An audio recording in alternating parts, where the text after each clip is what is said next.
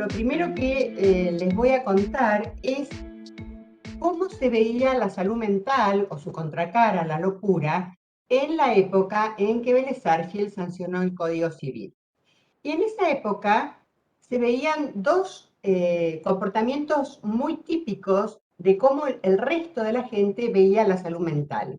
Uno era el ocultamiento vergonzoso, y de eso da cuenta la famosa novela de Jane Eyre, en donde el protagonista masculino se casa con una mujer, después descubre que ella padecía de locura y la oculta en la casa, nadie sabía de su existencia salvo los más íntimos, y la mujer estaba encerrada en una habitación que por supuesto no le faltaban cuidados, comida, etcétera, pero estaba privada de la libertad.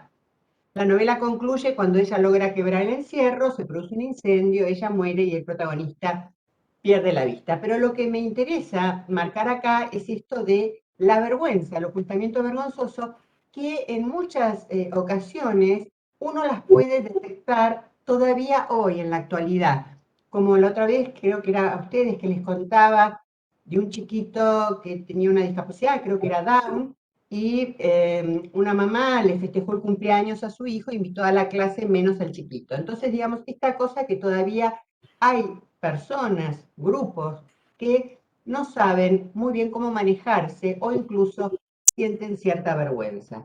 Y en paralelo con esta actitud, tenemos la otra que también está hasta nuestros días, que es la respuesta represiva, cómo la locura es vista desde un lugar de peligrosidad, y eso se ve en la novela de Drácula, donde Renfield es metido en una cárcel, y Seward, el médico, en realidad está fascinado con esa mente dañada, pero no busca curarlo, sino investigarlo, ver qué le pasaba, ¿no? Entonces, estas son los dos comportamientos que se ven al momento del dictado del Código de Vélez-Sarsfield. Ahora bien, haciendo un rápido raconto, no vamos a perder mucho tiempo en esto, además algo ya dije la otra vez, tenemos entonces que el Código Civil veía a la declaración de demencia para aquellas personas que eran, digamos, se declaraba la incapacidad absoluta y era vista desde un punto de vista absolutamente biológico, es decir, la persona debía tener determinadas enfermedades que ahí ustedes las ven en pantalla, que son las enfermedades de la época, estado habitual de manía, demencia, invisibilidad o manía parcial. Y entonces, si los médicos, al promoverse el proceso de incapacidad, decían que la persona tenía alguna de estas enfermedades, el juez lo declaraba demente en sentido jurídico. Con la ley 17711, en el año 68, pasamos a una mirada biológica jurídica. Es decir, se va a necesitar no solo la enfermedad, sino que esa enfermedad incida en cómo la persona se maneja o administra sus bienes. Además, junto con la incapacidad, que como les digo ya tiene una mirada biológica jurídica, también aparece la inhabilitación como una restricción menor. Y en el año 2010, con la Ley de Salud Mental, el artículo 152 ter, donde ya vemos todavía una restricción, vamos como bajando en la intensidad, porque lo que se va a decir es que el juez tiene la obligación de limitar la capacidad o el ejercicio de la capacidad para determinados actos. Es decir, ya no de una forma global, sino limitar para uno o más actos y además con el mandato de que la afectación de la autonomía debía ser siempre en la menor medida posible. Ahora bien, llegamos entonces al Código Civil y Comercial, 2015, agosto, y una de las primeras cosas que me interesa marcar es que dentro de la mirada general que va a tener el código, donde priorizan el derecho internacional de los derechos humanos, una de las cuestiones, además de esta comunicación que vamos a ver todo el tiempo entre el derecho público y el derecho privado, es que la decisión de la mirada, la perspectiva de derechos humanos que se ve en distintos campos, no es ajena a las personas con discapacidad mental o intelectual, como vamos a ver ahora enseguida. Dentro de el Código Civil y Comercial aparecen algunas reglas procesales que son un piso mínimo, que deben cumplir todas las jurisdicciones. Una digamos, son las que están enunciadas en el artículo 31, y la primera es la que todos conocemos, que es la presunción de capacidad. Esta presunción de capacidad tiene, porque también la teníamos en el Código de Vélez Sarsfield y en la Ley 17711, lo que pasa es que ahora viene con una nueva impronta y sobre todo lo más importante es bajo el paradigma del modelo social de la discapacidad, que lo vamos a ver enseguida.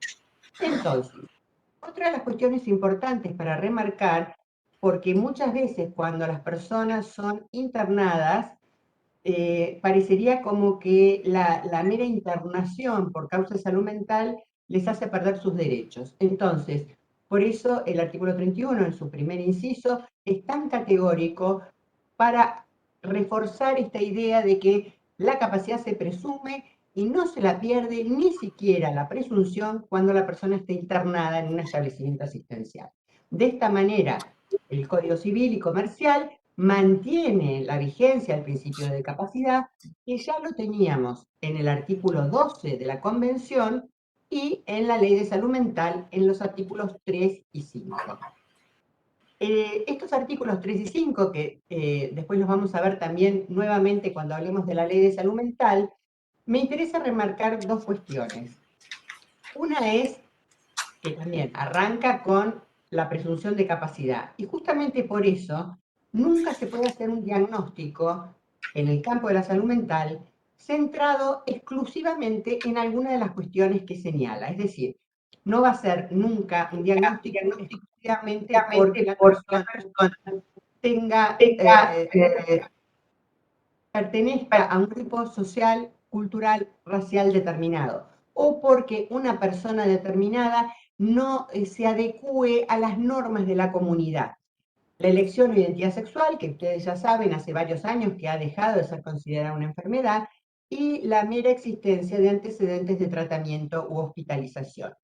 Y dentro de esto podemos ver algunos ejemplos. Por ejemplo, una persona que yo creo que, no sé si este ejemplo se los comenté, de que tenía una internación por consumo problemático y como estaba internada en la provincia de Buenos Aires y el juzgado que tramitaba la internación era en Capital Federal, cuando los médicos forenses de Capital le dicen, señora juez, nosotros no vamos a provincia, o pídale a los médicos de la jurisdicción.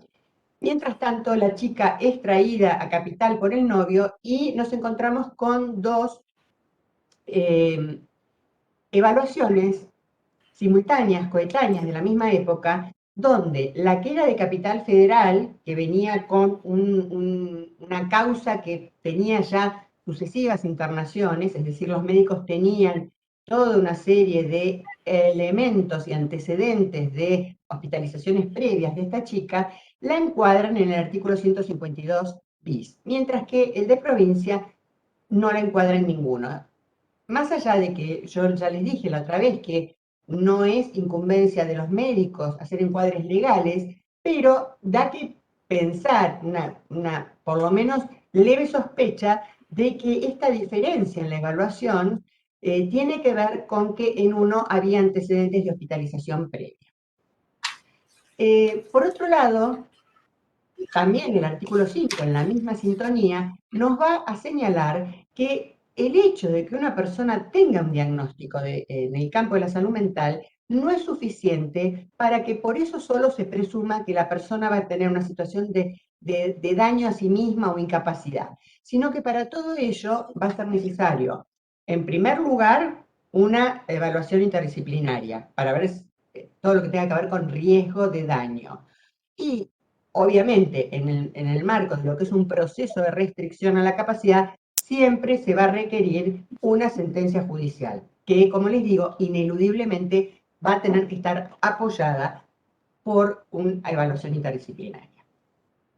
Y en función de esto, que tiene que ver con que la capacidad se presume, acá yo les traigo un fallo de una señora que es internada y por sufrir una descompensación, pelea entre dos grupos de hermanos y finalmente, frente al pedido de uno de un grupo de los hermanos, el juez accede a externar a la señora porque justamente había una presunción de capacidad, la señora no tenía ni siquiera promovido un proceso y además, frente a las posibilidades de riesgo de que la señora se pudiera lastimar, porque la realidad es que tenía una cuestión, Alzheimer o alguna de estas enfermedades, pero los hijos asumían la responsabilidad de cuidarla. Entonces, por estas cuestiones, el juez accede y ordena la externación de la señora. La segunda regla que nos trae el artículo 31 es que las limitaciones a la capacidad siempre son de carácter excepcional y además se imponen en beneficio de la persona. ¿Esto qué significa? Significa que como son excepcional, es una respuesta residual, restrictiva. Siempre, en primer lugar, se va a privilegiar, lo que va a primar es la capacidad de la persona. Pero cuando hace falta limitarle el ejercicio de la capacidad para uno o más actos, eso tiene como contrapartida que lo que se busca es el respeto de los derechos y promover la autonomía personal. Es decir, si la persona sola no se encuentra en condiciones de ejercer determinado acto, una forma de promoverla y de que pueda ejercerlo es a través de la figura de los apoyos. Entonces, por eso es tan importante esta cuestión de la promoción de la autonomía personal, que además lo vemos en la observación número 1, esto es muy, muy importante, yo todavía a veces veo errores conceptuales de personas dentro del Poder Judicial que hablan del interés superior de la persona con discapacidad mental y si bien en algún momento, hace tiempo, se las equiparaba el interés superior del niño con el interés superior de la persona con discapacidad psicosocial, lo cierto es que nada menos que con la observación número 1 del comité, ha sido categórica en decir que no corresponde determinar el interés superior, sino que lo que va a haber que hacer es ver la mejor interpretación posible de la voluntad y las preferencias de la persona. Es decir, ¿qué es lo que vamos a hacer? Vamos a ver qué es lo que quiere esa persona. Este respeto que también nos trae el artículo 12, porque el artículo 12 de la Convención, luego de hablar de la personalidad jurídica y de la titularidad de derechos, avanza y dice todas las personas con discapacidad son quienes pueden ejercer los derechos por sí mismos, pero en determinadas situaciones, si hay algún tipo de dificultad para su ejercicio por sí solas, van a contar con el auxilio de un sistema de apoyos. Pero, por eso les digo y reitero que esto es muy importante, pero siempre con la mirada puesta en qué es lo que querría esa persona. Ustedes me pueden decir con toda razón, hay veces que la persona no está en condiciones de decir qué es lo que quiere, es real, pero entonces ahí lo que vamos a tener en cuenta es, entre otras cuestiones, su trayectoria de vida, qué hizo antes, si tenía un diario, si era testigo de Jehová y no aceptaba las transfusiones de sangre, es decir, tener en cuenta qué es lo que querría la persona. La otra cuestión es el carácter interdisciplinario que va a tener todo lo atinente a las restricciones a la capacidad. Y esto lo vamos a ver en dos líneas, tanto en lo que tiene que ver con el tratamiento, es decir, ya se entiende que es incompleto una mirada exclusivamente psiquiátrica, sino que también tiene que haber un grupo de distintas disciplinas tanto para el tratamiento como para el proceso. Con esto, que de alguna manera sigue la misma línea que la ley de salud mental, se quiebra la tradición hegemónica de los médicos y se apunta a mirar a la persona de una manera integral, donde, conforme la Convención sobre los Derechos de las Personas con Discapacidad, la mirada convencional va a tener sumamente en cuenta la interacción entre la persona y su entorno. Es por eso que la Convención ya desde el preámbulo, nos va a decir que la discapacidad es un concepto que evoluciona y que resulta de la interacción entre las personas con deficiencias y las barreras debidas a la actitud y al entorno, que son los que evitan la participación plena y efectiva en la sociedad en igualdad de condiciones con los demás. Por lo tanto, ¿qué vamos a ver acá? Que la discapacidad es un constructo que va variando, evoluciona. Y ahora estamos con la mirada convencional. Hubo otras miradas previas en donde teníamos de una mirada que era absolutamente que solamente se buscaba eliminar a la persona, todo lo que tenía que ver con la discapacidad era desechado. Les puse el ejemplo la otra vez cuando tiraban a los chicos del Monte Taijeito. Bueno, ahora estamos entonces con el modelo convencional en donde es sumamente importante, porque es verdad que la discapacidad involucra deficiencias, que las personas tienen cuestiones y problemáticas dentro de todas las discapacidades que nombra la convención. Nosotros estamos viendo lo que tiene que ver con discapacidad intelectual y psicosocial, pero lo cierto es que esas deficiencias se encuentran con barreras, y las barreras es lo que hacen que la persona no pueda ejercer sus derechos en igualdad de condiciones con los demás, y es a lo que apunta cada uno de los artículos de la convención. Para ello también, y esto es muy importante, las personas tienen el derecho a recibir información a través de medios y tecnologías adecuadas. Eso es una forma de remover las barreras. Por ejemplo, yo ahí les mandé un informe que tiene que ver con el comité. El comité saca observaciones generales e informes, que es del artículo 13, el del acceso a la justicia, el derecho de acceso a la justicia, donde también una de las cuestiones que son claras es si una persona ni siquiera puede llegar, porque supongan, está en silla de ruedas y no hay una rampa, todo eso son barreras, y tenemos de distinto tipo. Ahí estamos hablando de una arquitectónica. También tenemos las actitudinales, y acá son muy importantes los ajustes necesarios y los ajustes de procedimiento. Dentro de las barreras de comunicaciones, bueno, comunicacionales, una de las cuestiones más importantes es que en muchas situaciones son los propios operadores judiciales los que sin querer, sin intencionalidad, coadyuvan con esas barreras. Por eso es tan importante el artículo 13 de la Convención, en donde establece el deber de capacitación del personal. Y yo les comenté que ya hay un par de leyes provinciales, así como tenemos las leyes Micaela para el tema de la violencia de género, ya empiezan a haber provincias que tienen leyes que disponen la obligación de capacitar a las personas de los tres poderes, ejecutivo, judicial y legislativo, en el orden de todo lo que tiene que ver con la mirada convencional hacia la discapacidad.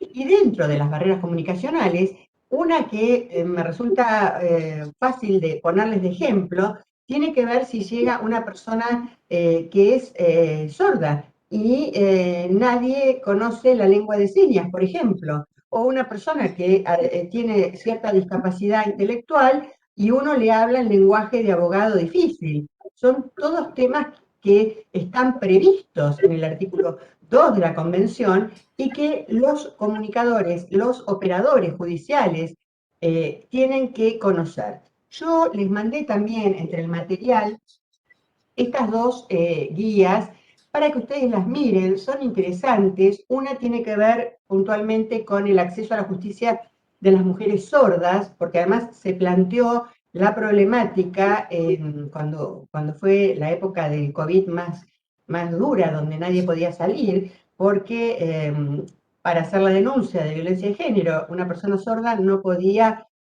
hacer la denuncia a través de un teléfono, porque no podía comunicarse.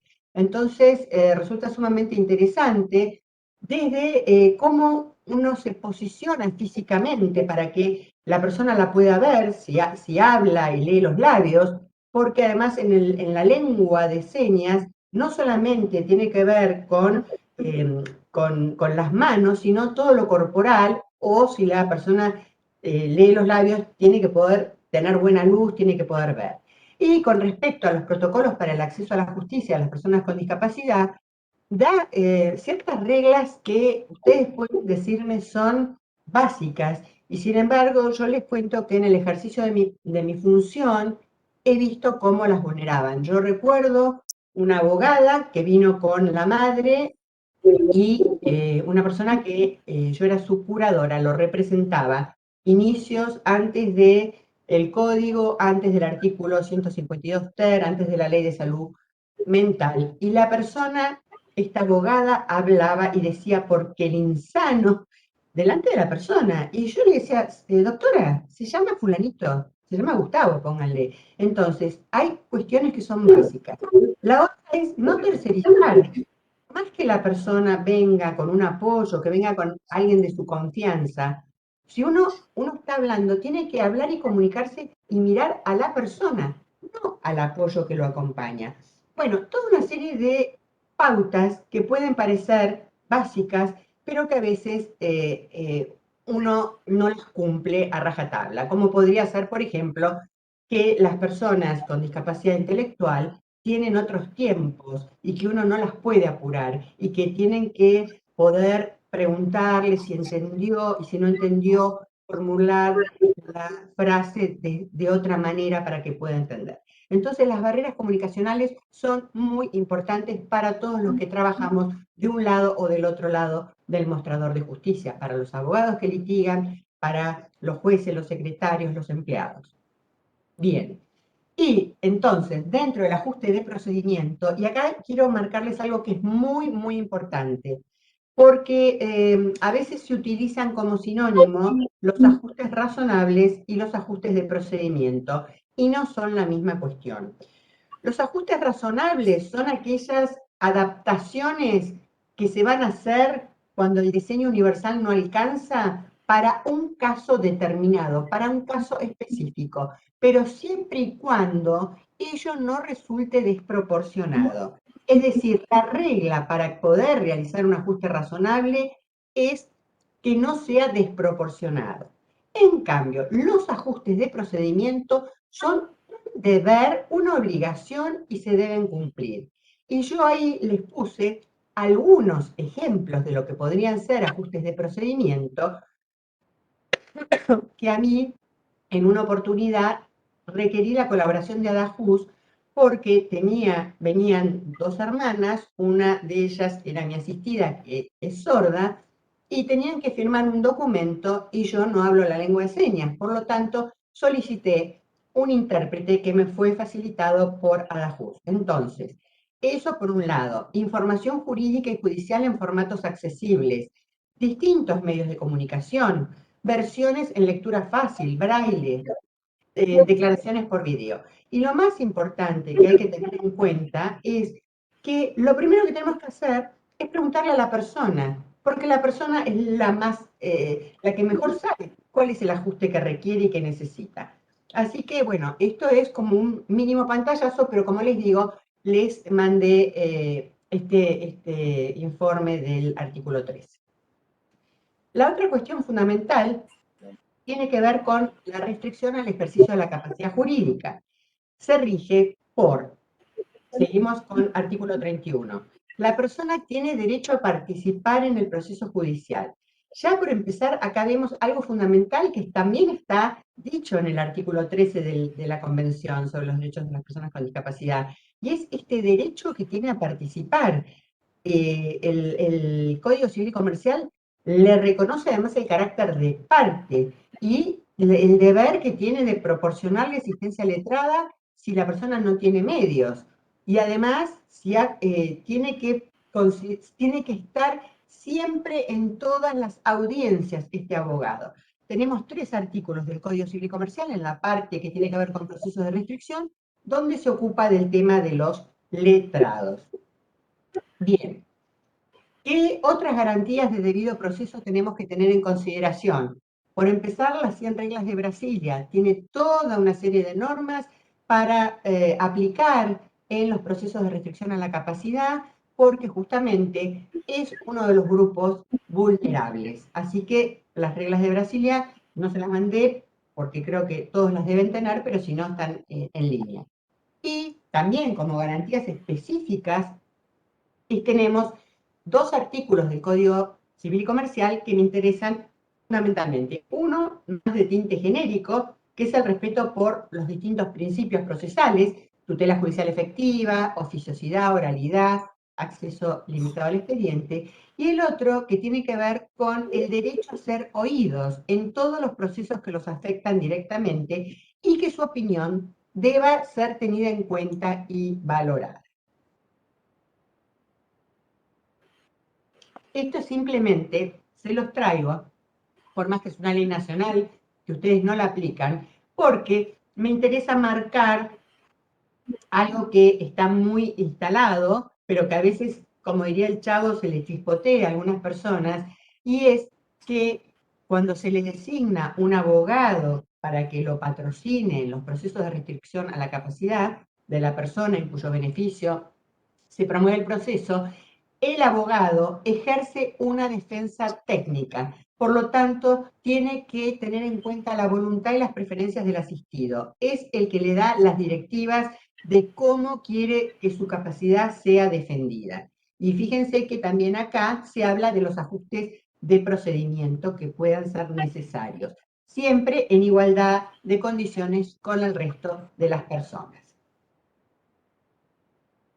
Ahora bien, ¿qué ocurre si una persona, por el grado de discapacidad que tiene, se encuentra imposibilitada de darle instrucciones al letrado?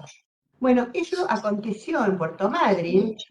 Una defensora oficial aceptó el cargo y cuando la fue a ver a la persona, se dio cuenta que la persona no estaba en condiciones de comunicarse con ella, entonces solicitó por dictamen que se la relevara porque justamente no podía cumplir con ninguna instrucción porque no se las podían dar y a su criterio consideraba que era suficiente con la presencia del juez y del Ministerio Público de la Defensa en lo que tenía que ver con lo que también se llama asesor de menores incapaces.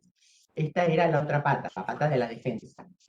Y que el juzgado no le hizo lugar, la defensa apeló, la Cámara confirmó lo que dijo el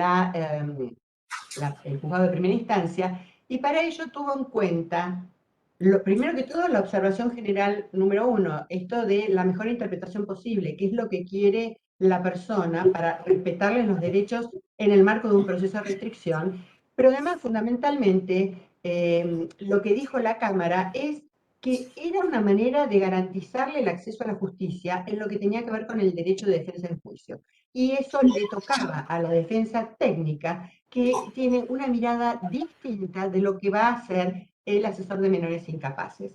Y además, también aplicaron por analogía lo que dice la ley de salud mental, que lo vamos a ver más a fondo cuando veamos la ley de salud mental, pero que es que cuando no se puede comprobar la voluntad, igualmente es deber del defensor, en este caso del artículo 22 de la ley de salud mental, procurar que las condiciones generales respeten las garantías mínimas exigidas por la ley y las directivas anticipadas que la persona pudiera haber expresado.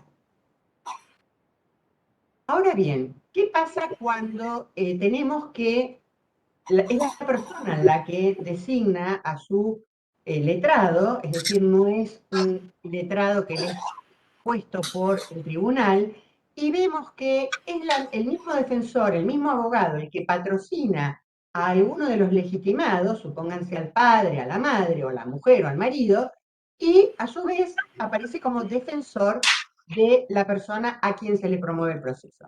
Bueno, obviamente lo más importante, acá les traje un fallo de General Roca, porque me parece también interesante ver toda esta cuestión que tiene que ver con distintas miradas del ejido federal. Acá lo que se hizo fue ver si realmente había alguna existencia de intereses contrapuestos y revisado y visto que no, se admitió que fuera el mismo profesional.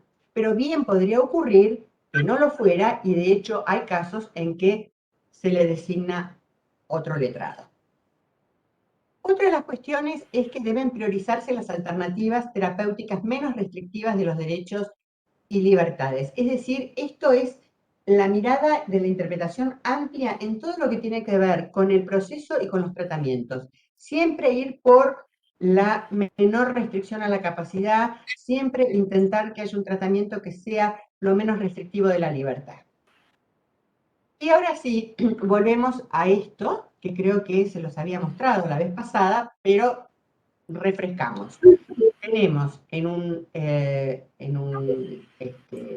extremo toda persona que se presume capaz, artículo 22 del Código Civil, que establece, se los leo, toda persona humana goza de la aptitud para ser titular de derechos y deberes jurídicos. La ley puede privar o limitar esta capacidad respecto de hechos, simples actos o actos jurídicos determinados. Pero toda persona entonces goza, en principio, de la aptitud para ser titular de derechos.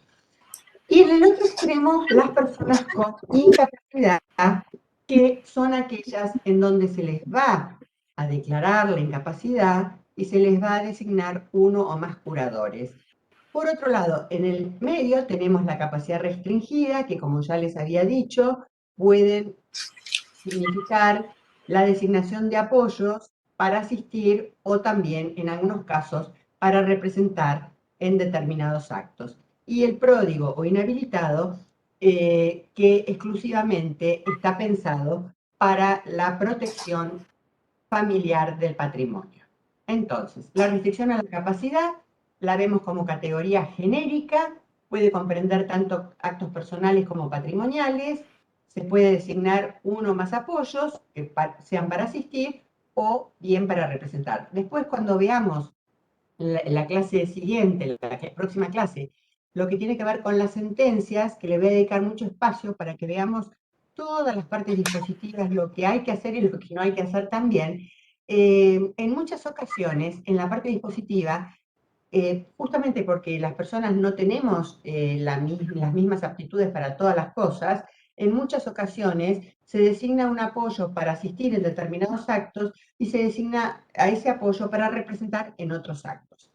Pero simplemente se los dejo enunciado porque lo vamos a ver más adelante.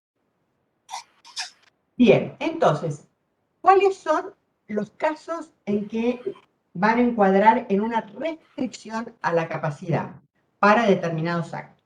Persona mayor de 13 años.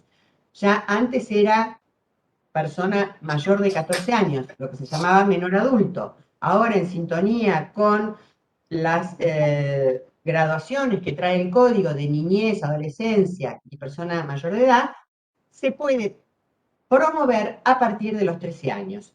Respecto de quienes padecen o una adicción o una alteración mental que tiene que ser permanente o prolongada. Tiene que ser de bastante importancia, bastante entidad, y además el juez tiene que hacer un ejercicio intelectual para llegar a la conclusión, para presumir que si se lo deja solo, si no se lo restringe la capacidad y se le designa uno o más apoyos, la persona puede terminar dañándose a sí misma o a sus bienes. Entonces, estos son los recaudos para promover un proceso de restricción a la capacidad. Y dentro de las modalidades, que esto también ya se los había dado, así que lo pasamos rápido, tenemos entonces la restricción para uno o más actos, para asistir a la persona, respetando preferencias, siempre que sea posible, inhabilitación por prodigalidad, uno o más apoyos, para que lo asistan actos de disposición o administración que fije el juez, restricción, pero ya ahora sí con facultades de representación por parte del apoyo para uno o más actos, y la incapacidad y designación de uno o más curadores. Entonces, esto que estábamos viendo, hablábamos de adicción o alteración mental permanente o prolongada de suficiente gravedad. Acá, siguiendo a Agustina Palacios y a toda la gente de Mar del Plata, lo que están planteando es que hay dos presupuestos. Uno que es intrínseco, que tiene que ver con la discapacidad o la problemática puntual de la persona, y el otro que es el extrínseco, que es que en función de eso, la persona puede resultar que se haga un daño a sí mismo o a sus bienes, ¿no? Por eso hablamos de un criterio de riesgo presumible, porque el juez, de acuerdo a la prueba producida, va a estimar que si no se le restringe la capacidad y se le designa un apoyo, la persona se puede dañar a sí misma o a su patrimonio. Entonces, fíjense, acá les traigo uno, pero porque me parece interesante esto. Nosotros habíamos hablado entonces, vuelvo para atrás un minuto, se requieren estos dos presupuestos que deben darse en forma conjunta. Por lo tanto, que la persona tenga una adicción o una alteración mental, aunque sea permanente, aunque sea de suficiente gravedad o entidad, eso solo no es suficiente si a la vez el juez, de acuerdo a la prueba, no estima que esa enfermedad, esa alteración va a provocar el daño. Por lo tanto, acá les traigo un cese de restricción pese al diagnóstico. La persona tiene un diagnóstico de retraso mental, congénito, es decir, desde los primeros años de vida, pronóstico de cronicidad, progresivo, necesita apoyo para la vida cotidiana y apoyo para el ejercicio de los actos jurídicos, pero también surge, estamos en los términos del artículo 40, es decir, una revisión de sentencia, esta persona ya venía con una incapacidad previa, que no resultaba necesario mantener la restricción. ¿Por qué? Porque acá viene una cosa que es sumamente importante y es que la restricción a la capacidad, las personas cuando la promueven, no es que porque la persona tiene determinada discapacidad es obligatorio promover un proceso. Las personas que están legitimadas tienen que hacer una evaluación si realmente es necesario, porque muchas veces con los apoyos informales de la propia familia resulta suficiente. En este caso, si bien hay una discapacidad y la discapacidad conlleva que la persona necesite de apoyos, y fíjense que estamos hablando de apoyos para el ejercicio de la capacidad jurídica, no de apoyos para el ejercicio de las actividades de la vida diaria, pero resulta suficiente con los hermanos, con los cuidadores y con los acompañantes terapéuticos. Y entonces la jueza del Juzgado Civil 92 rehabilita a la señora y le dice que es capaz para dirigir su persona, administrar sus bienes y realizar actos de disposición. Bien, esto de los apoyos ya lo tenemos también en los principios para la protección de los enfermos mentales y el mejoramiento de la atención de la salud mental. Es decir, los apoyos son, como ahora vamos a ver en la definición que trae el artículo 43 del Código Civil y Comercial, son cualquier medida que signifique una asistencia a la persona para poder ejercer determinados actos jurídicos, ¿no? Por lo menos en el marco de los procesos de restricción a la capacidad, porque también tenemos, como les digo, los apoyos del artículo 12, que en muchas situaciones, dentro de los procesos de restricción, se solicita la colaboración del tribunal para lograr que una obra social, por ejemplo, le dé un acompañante terapéutico a una persona, o un asistente domiciliario, porque las obras sociales muchas veces no las quieren dar, sobre todo cuando las personas están institucionalizadas, porque dice que ya están cuidadas, no dándose cuenta que son otra medida, otra cuestión. Entonces, acá tenemos, ¿no? Ya en los principios para la protección de los enfermos mentales, Naciones Unidas, cuando habla que si la persona no puede ocupar sus propios asuntos, se le van a dar las medidas que sean necesarias. Y en el artículo 43 tenemos la definición, que es cualquier medida de carácter judicial o extrajudicial, que le va a facilitar a la persona tomar decisiones en lo que tiene que ver con dirigir su persona, administrar sus bienes o solicitar o celebrar actos jurídicos en general. Les quiero decir una cosa que me parece muy importante, que también lo vamos a ver la vez que viene, porque está más, que tiene que ver con el tema de las sentencias, pero se los quiero ir marcando ahora. El artículo 43 habla de los apoyos como cualquier medida de carácter judicial o extrajudicial. Se han solicitado en algunos casos apoyos para una persona que tenga algún tipo de discapacidad con respuestas diversas, porque lo que se ha pedido es que se le designe un apoyo, pero un apoyo, por ejemplo, en un caso un abuelo quería hacer apoyo de su nieto, pero el tribunal patagónico, dijo que para poder hacer eso requería sí o sí que se abriera un proceso de restricción a la capacidad, porque estábamos en el marco de un proceso de restricción, que es lo que prevé el Código Civil y Comercial. Que si el abuelo lo que quería era un apoyo, ser apoyo de su nieto en el orden extrajudicial, había otra forma, como podía ser ir a un escribano para que le diera un poder a su nieto. Esto lo vamos a ver en profundidad, como les digo, la vez que viene, pero se los quiero ir marcando porque así tenemos en cambio un fallo de Paraná en donde es cierto que no era una discapacidad psicosocial, era una persona que era sorda, a través de una medida autosatisfactiva se le otorgó un apoyo, no yendo a todo un proceso de restricción a la capacidad. Pero volviendo ahora sí al proceso de restricción a la capacidad que trae nuestro código, tenemos que tener en cuenta que esta facilitadora va a tener como función y como deber principal promover la autonomía, facilitar la comunicación, lograr que la persona entienda, explicarle a lo mejor en términos sencillos algo, y es a la propia persona a la que le corresponde designar a los apoyos. Es decir, el juez después la nombra, la designa formalmente, pero el que la elige es la propia persona. Y le corresponde al juez, sí, una vez que es elegida por la persona, establecer los alcances de la asignación, porque esto está totalmente de la mano con cuáles son los actos que se van a limitar. Bien. Prodigalidad. La prodigalidad tenemos acá que es para proteger a determinados componentes del núcleo familiar, que como ustedes ven, incluye al conviviente, el cónyuge ya estaba antes en la figura de la prodigalidad como persona que defendía, incluye al conviviente y no, cuando hablamos de conviviente, estamos hablando del conviviente, no de la unión convivencial. Acá no se está refiriendo a una unión convivencial, sino al conviviente. Y además incluye, junto con los hijos menores, a los hijos que tengan discapacidad. Por lo tanto, no, no habla solamente de minoridad.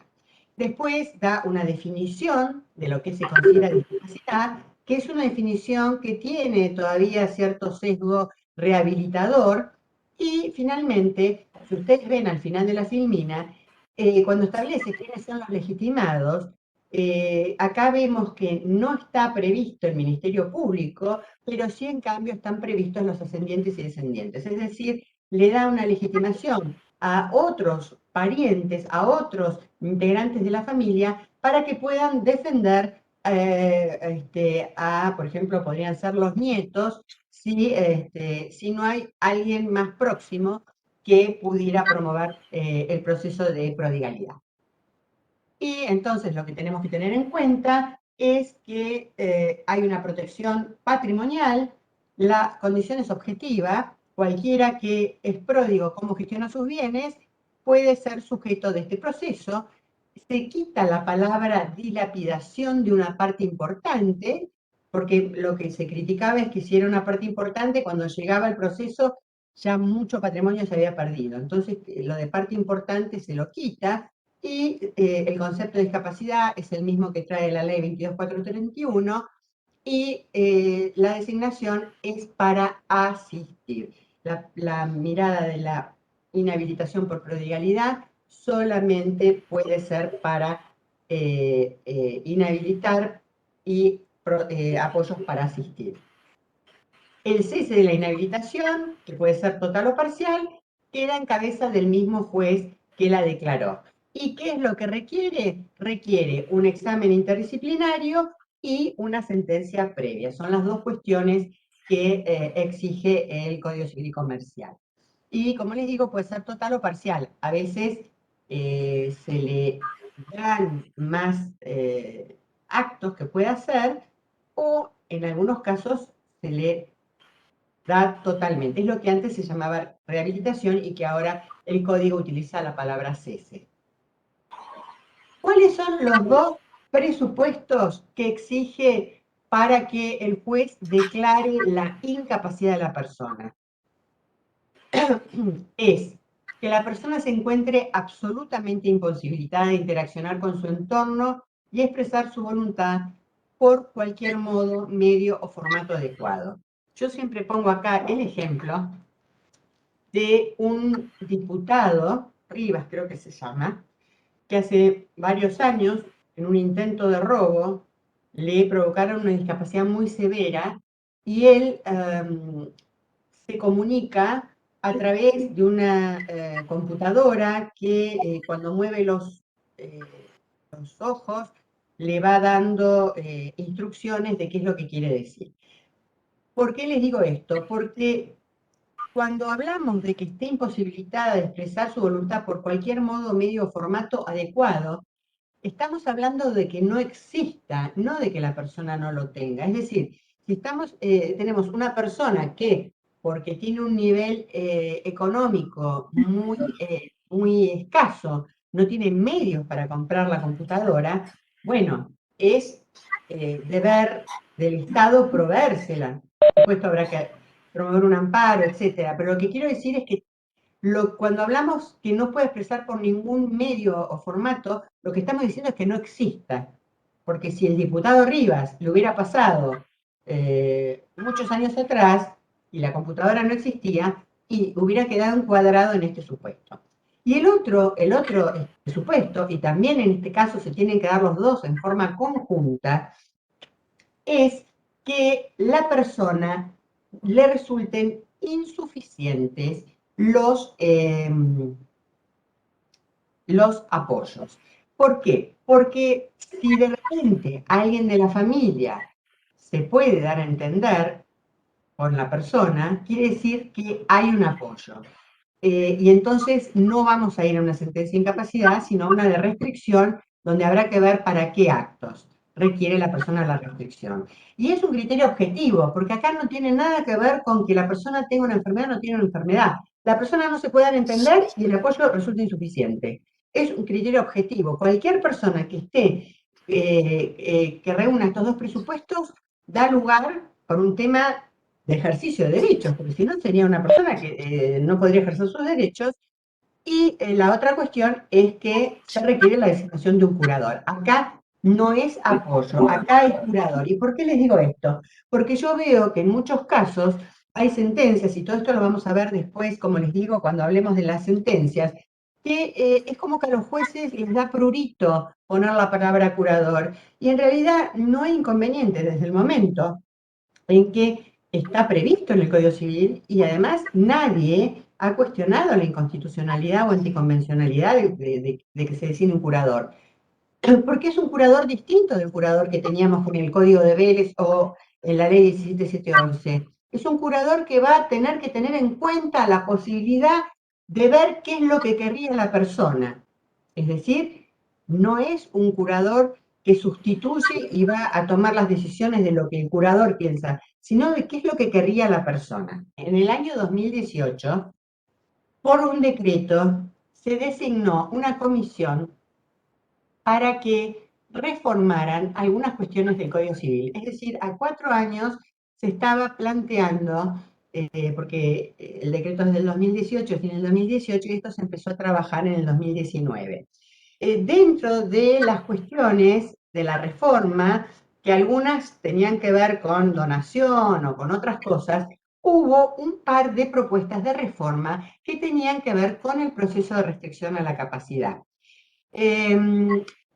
Yo acá, ¿lo están viendo ahora? No todavía. Ahí está. Ahora está compartiendo, por compartir. Bueno, ¿qué es lo que hace el doctor Rivera y su equipo? Eh, Le agregan en la propuesta un último parrafito al artículo 32, donde ponen que también se puede restringir la capacidad de quien por disminución en sus facultades corporales o físicas se ve imposibilitado o con graves dificultades para expresar su voluntad. Yo con un colega escribimos, hicimos un comentario, después se los voy a mandar, criticando esto por lo siguiente.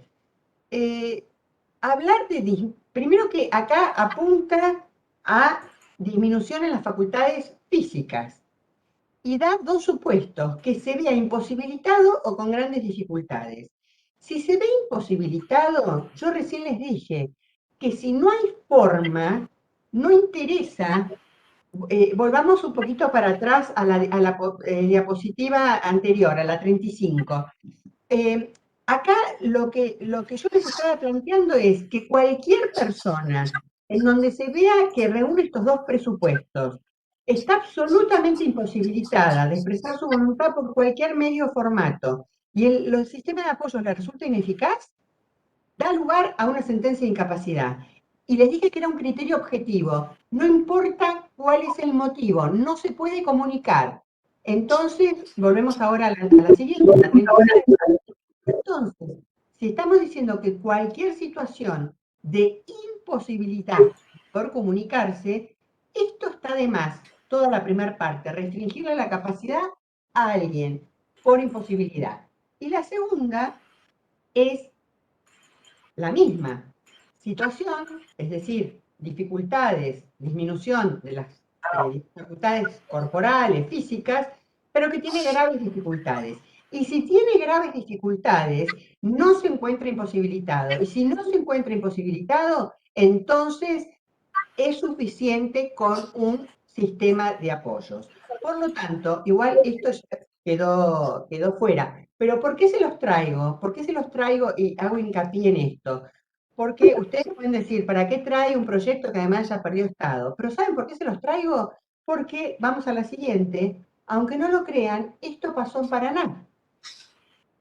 Una jueza de Paraná se promueve un proceso de restricción a la capacidad de una persona que no tenía ninguna dificultad mental.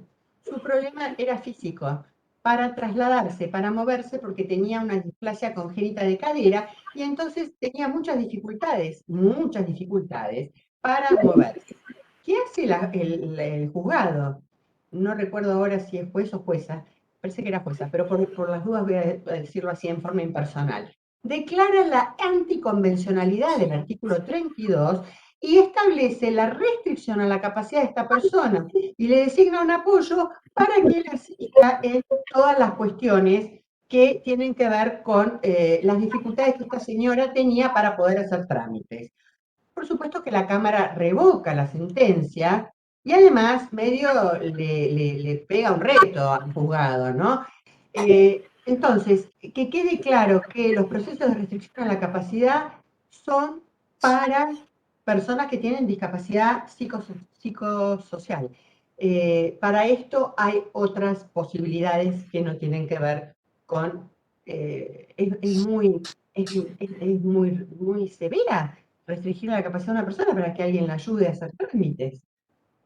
Vamos al Código Procesal de Misiones, donde su código, si bien tiene algunas novedades interesantes, es anterior al Código Civil y Comercial y de alguna manera yo les voy a marcar algunas cosas que a mí no me gustan y me hacen ruido y por eso se los marco acá.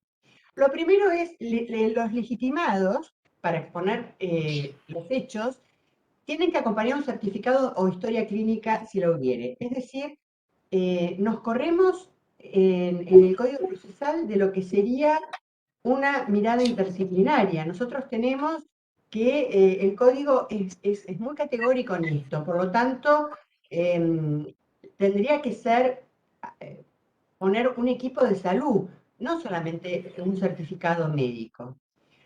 Otra de las cuestiones que me parece importante remarcar es cuando habla del el estado de salud del presunto incapaz.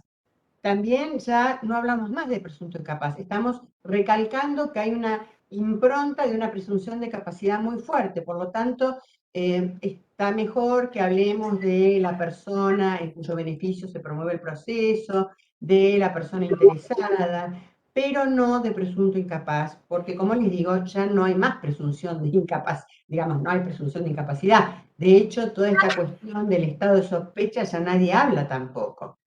Otra de las cuestiones que pide el artículo 659, y esto también lo veíamos en el Código Procesal, nosotros en Buenos Aires, el Código Procesal Civil y Comercial Nacional, que todavía está vigente formalmente, también habla de la existencia de riesgo para sí o para terceros.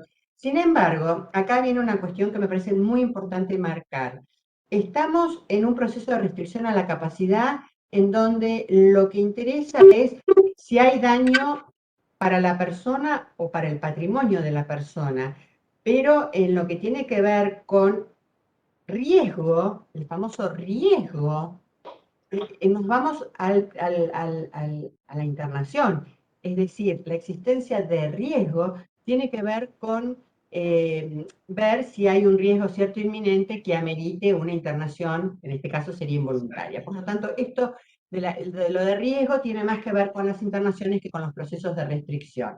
Y otra cuestión que ha quedado derogada de facto, para ustedes también, al igual que para nosotros, es que el Código de Emisiones, al igual, insisto, que el nacional, dice que cuando la persona que necesita promover no tiene posibilidades de acceder a un informe médico, el juez puede ordenar a ese efecto, es decir, para conseguir la evaluación, el juez puede ordenar la internación.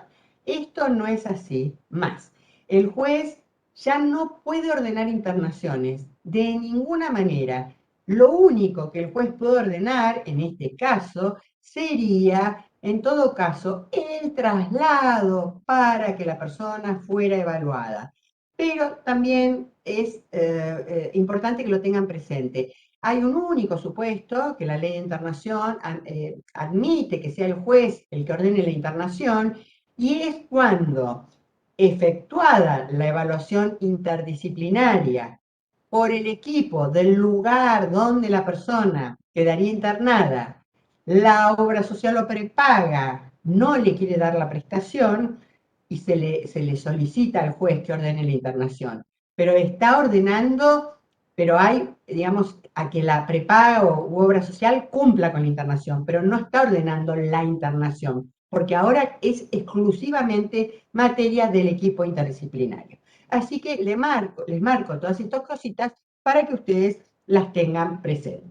¿Qué es lo que dice acá? Ya en cambio, la demanda es interesante. Esto es el Código Procesal de Mendoza, pero se los marco porque fíjense que la diferencia es, primero, y esto sí es importante que lo tengan en cuenta, porque cuando uno expone los hechos, a mí me ha pasado muchas veces que cuando promueven procesos de restricción, alguien de la familia dice, no, porque fulanito necesita un apoyo y quiero que se lo restrinja porque tal cosa, pero no dice para qué, cuáles son los actos para los que se necesita restringirle. Y necesitamos saber cuáles son los actos, porque si no, ¿sobre qué es la prueba? ¿No? Está todo concatenado.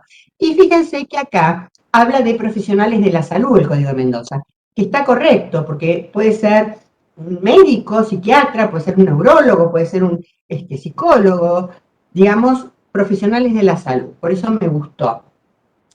Y por eso se los traje. Vamos a la siguiente, que es Río Negro, que fíjense que también habla de profesionales de la salud, y también acá es importante tener en cuenta que el estado de salud tiene que ser probado, por lo tanto necesitamos que de alguna manera se pruebe, ya sea si la persona no logra conseguir los certificados, bueno, habrá que requerirle a un hospital público donde la persona fuera tratada, etcétera. Digamos, no podría no hacerse y la persona quedar sin el proceso que es fundamental para su protección.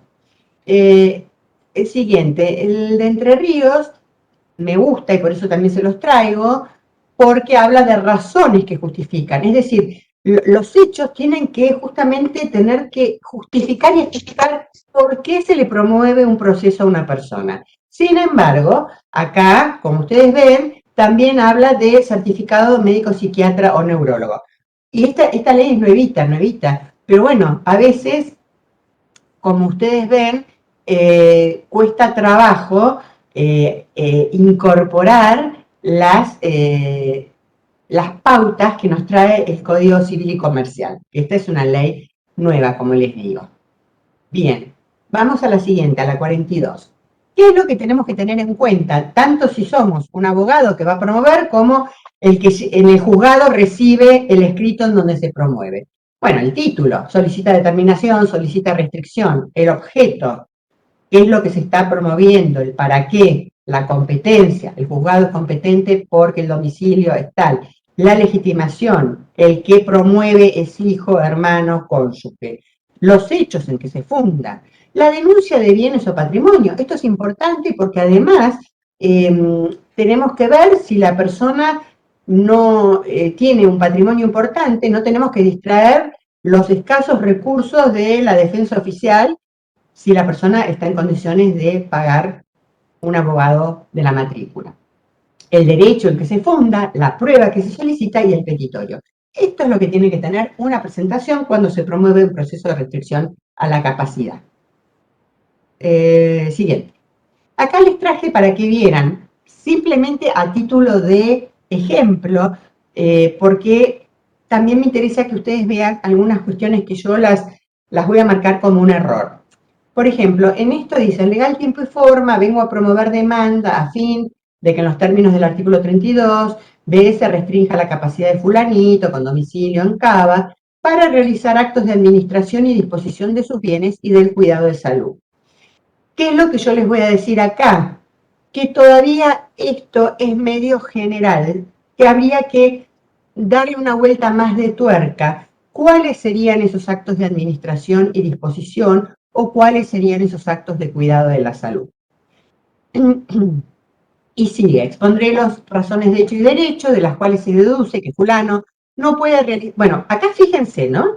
Está planteando que pide restricción, pero después dice que fulanito no puede realizar ni consentir acto alguno. Entonces, si es acto alguno, en realidad tendría que estar promoviendo la incapacidad. Tendría que ser en los términos del 32 infine. Y además pide que se dicte, que se designe curador provisorio y curador definitivo. Con lo cual parecería que justamente estamos en presencia de una incapacidad.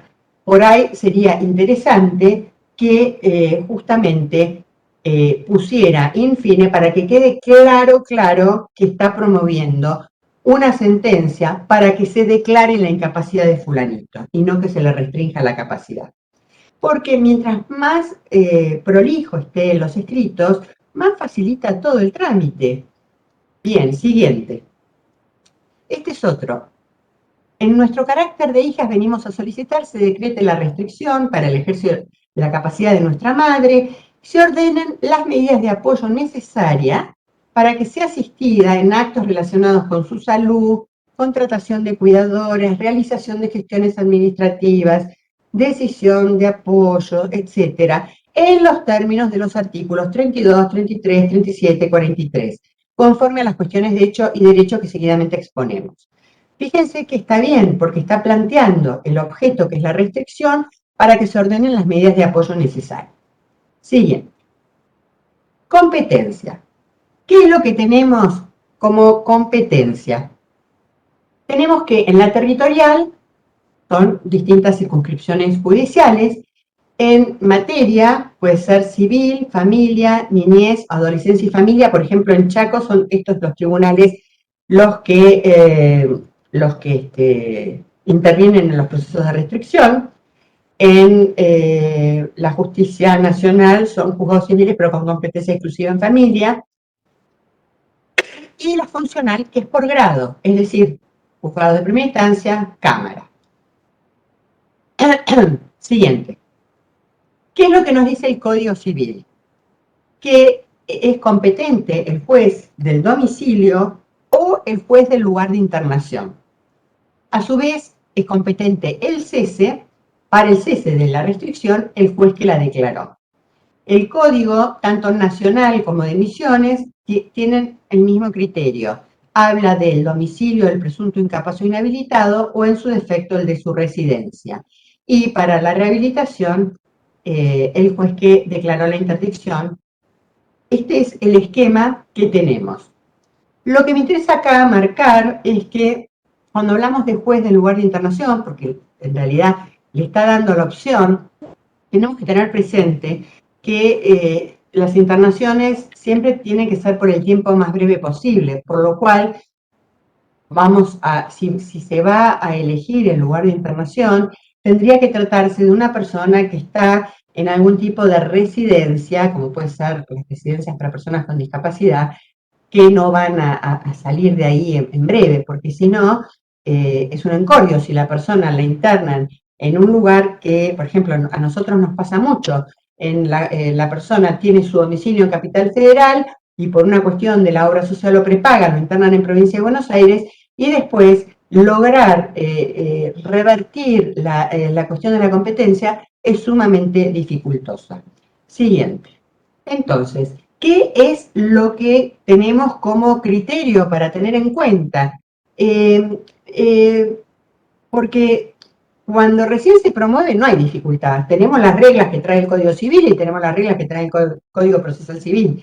El problema es cuando, como les digo, la persona se promueve y después el juez se pide que sea otro, se acepte el cambio de competencia porque la persona ha mudado su domicilio.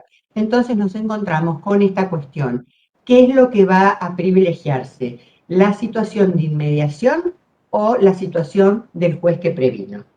Siguiente. Acá yo les traje simplemente porque son fallos que son icónicos, supongo que algunos los habrán oído nombrar.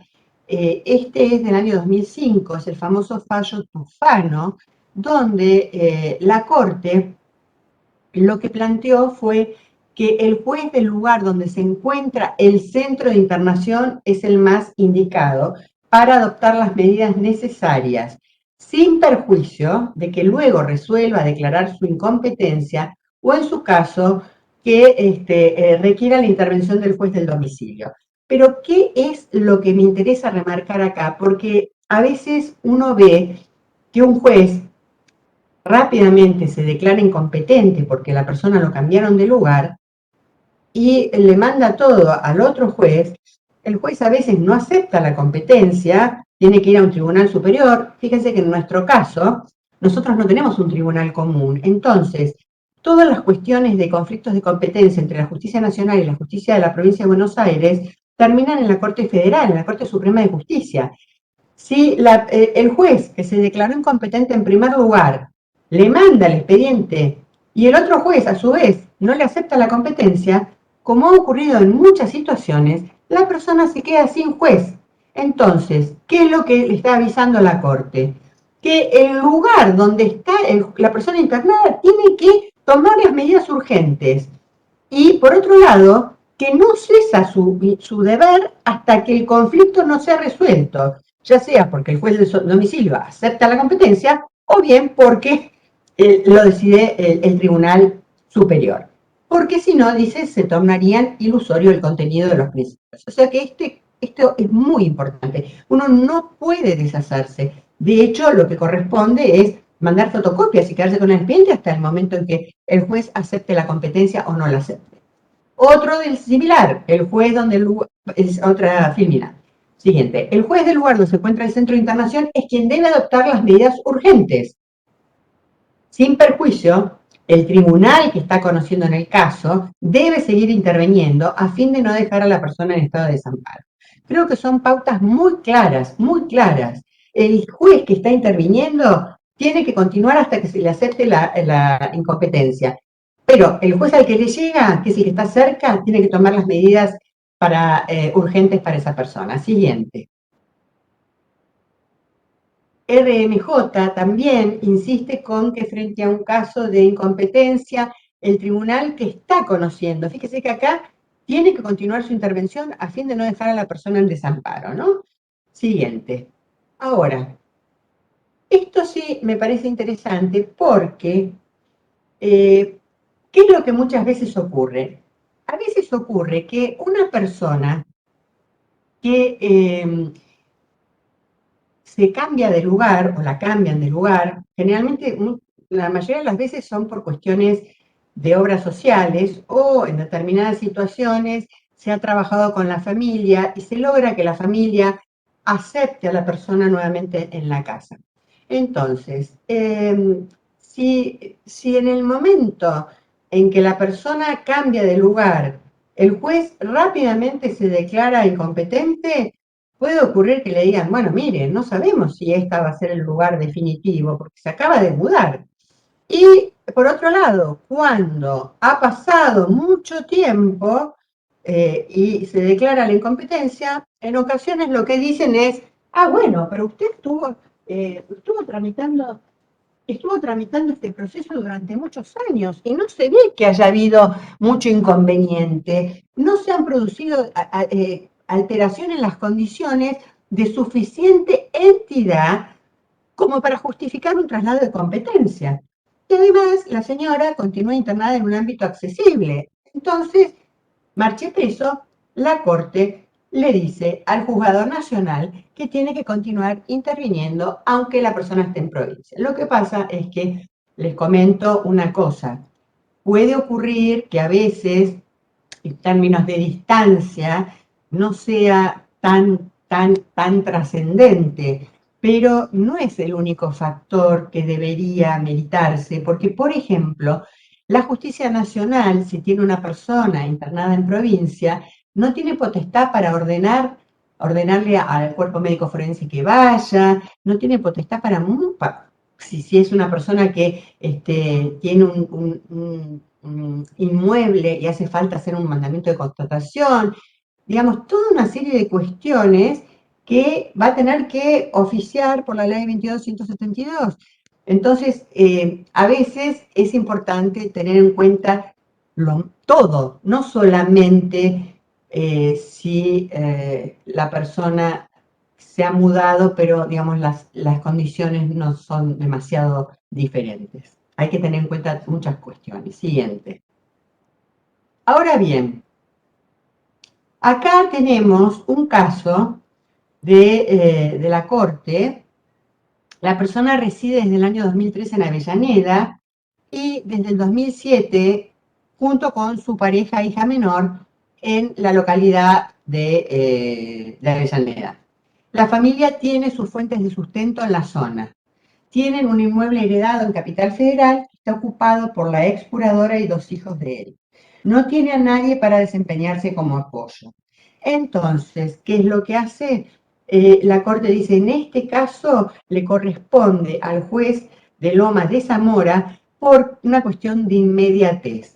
Pero a su vez, y esto también es importante, porque fíjense que mientras se está resolviendo la cuestión de la competencia, los expedientes quedan frenados. Entonces la Corte dice, más allá de esto, señor juez, señora jueza, acá hace falta una revisión, acá hace falta cumplir con una audiencia. Así que fíjense este tema. Siguiente. Porque, ¿qué es lo que hace la Corte en este caso que estamos viendo? Descarta una aplicación mecánica del principio de inmediatez.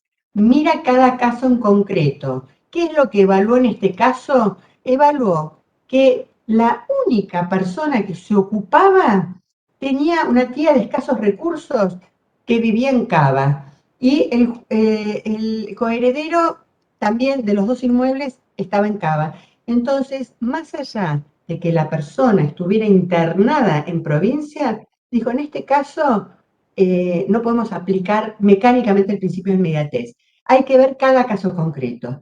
Evidentemente, si la señora tenía escasos recursos económicos y era la única que se postulaba para hacer el apoyo, bueno, entonces en este caso deciden que el juez nacional continúe entendiendo en el caso. Siguiente.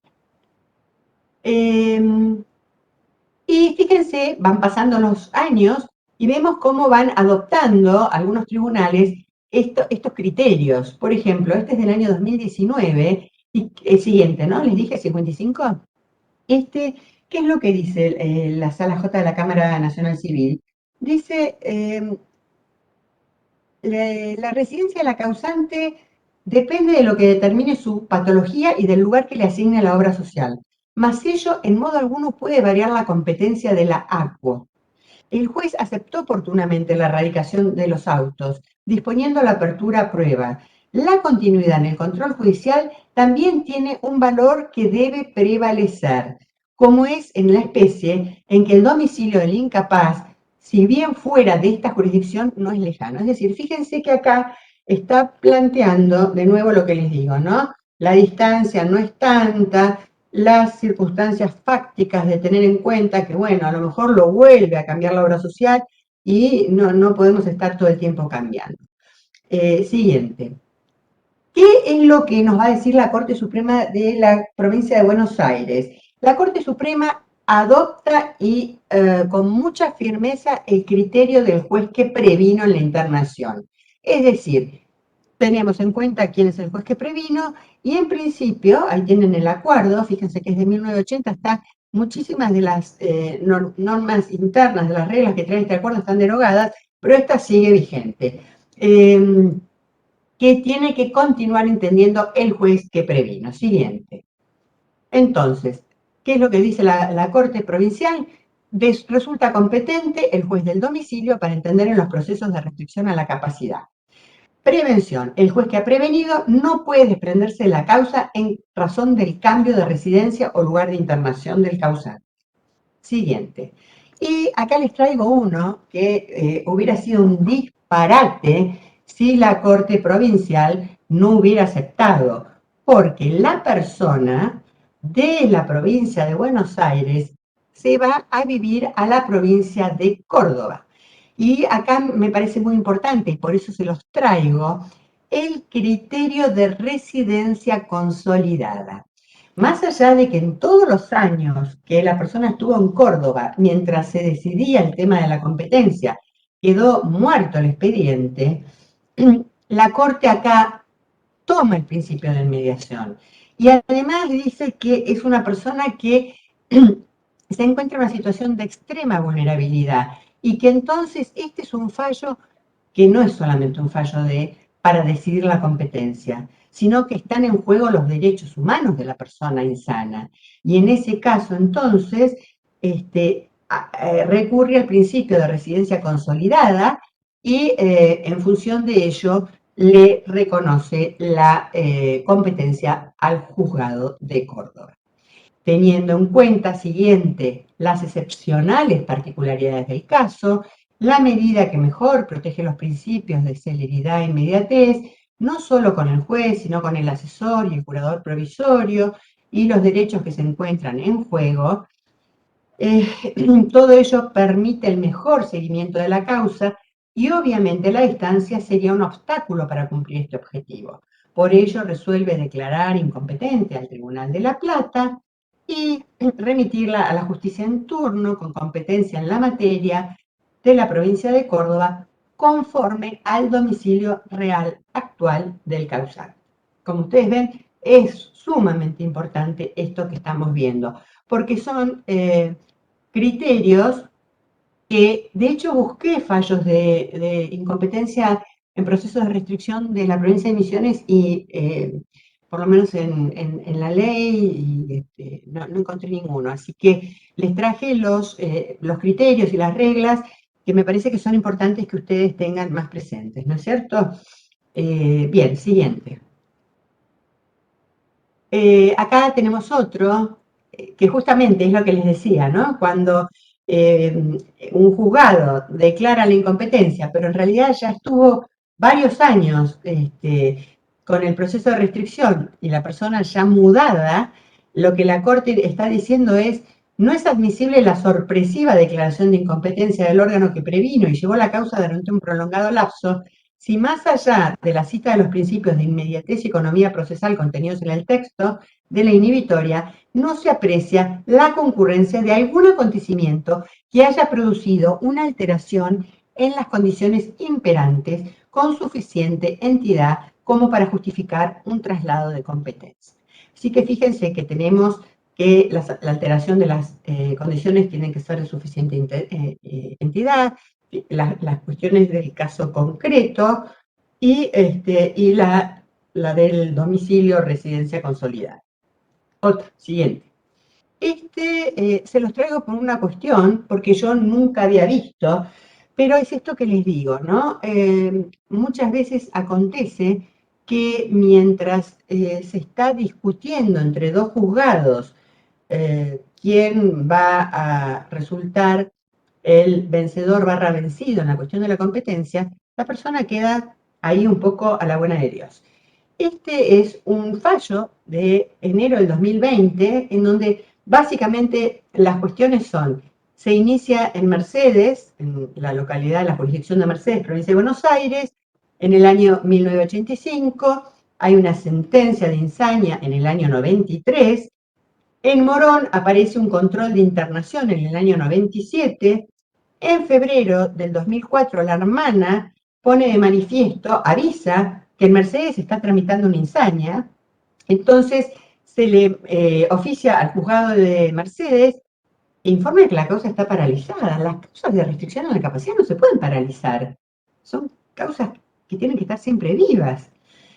Entonces el juez de Morón se declara incompetente, la clínica manda un oficio a Morón, que lo remite al juzgado de Mercedes, bueno, en fin.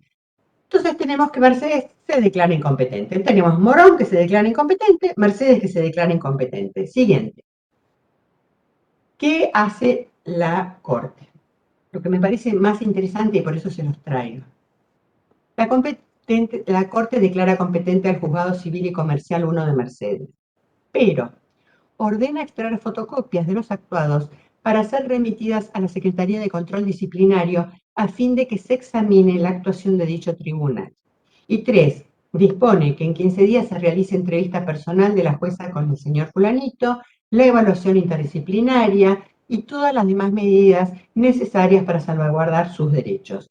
Y que además tiene la obligación de informarle a la Corte mensualmente. Es decir, ¿qué es lo que se ve acá? Se ve claramente una desidia, así habla la Corte, por parte del tribunal que la deja a esta persona a la buena de Dios. Y fíjense que le inician un sumario disciplinario.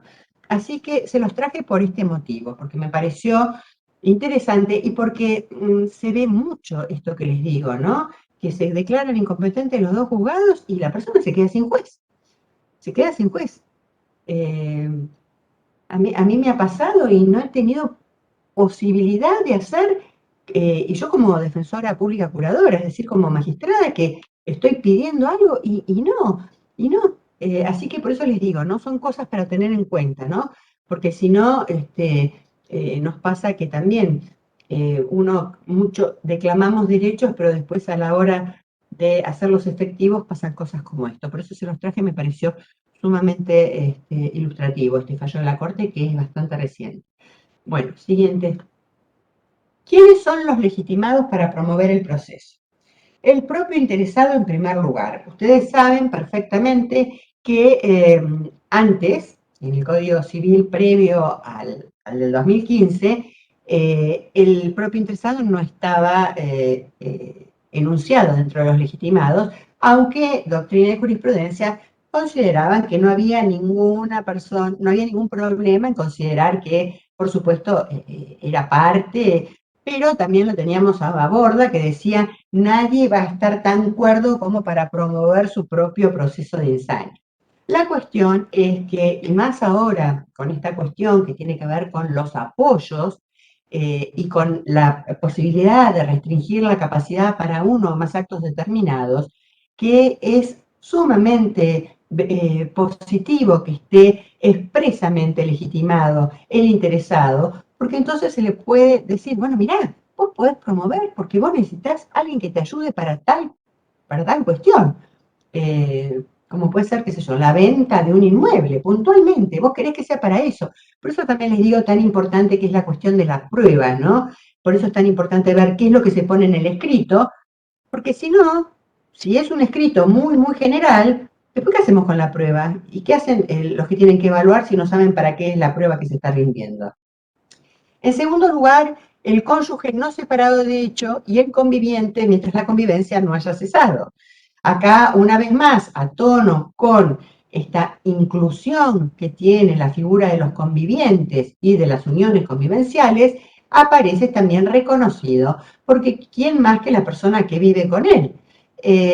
Lo mismo el cónyuge no separado de hecho.